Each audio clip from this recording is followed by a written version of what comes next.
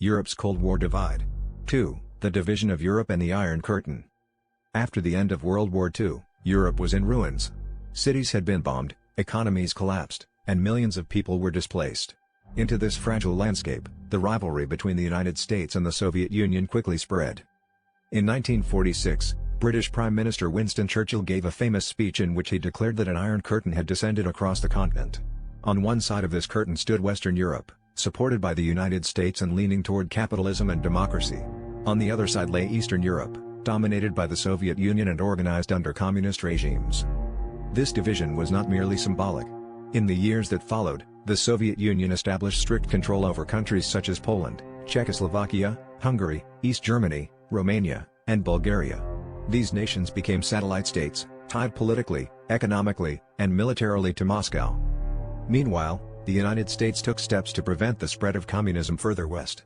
In 1947, President Harry Truman announced what became known as the Truman Doctrine, a policy pledging American support to any country threatened by communism. This doctrine soon became the backbone of U.S. foreign policy during the Cold War.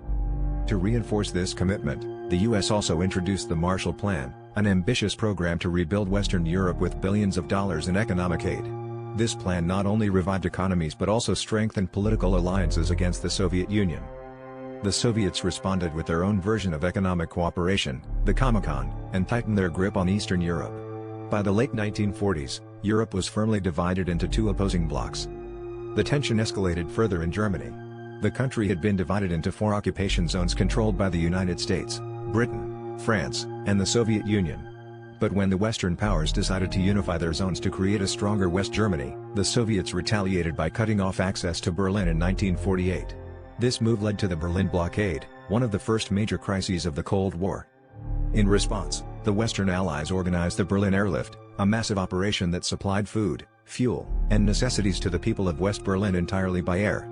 For almost a year, planes flew day and night, until the Soviets finally lifted the blockade.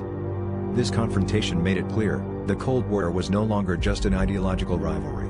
It was a geopolitical standoff that could erupt into direct conflict at any moment.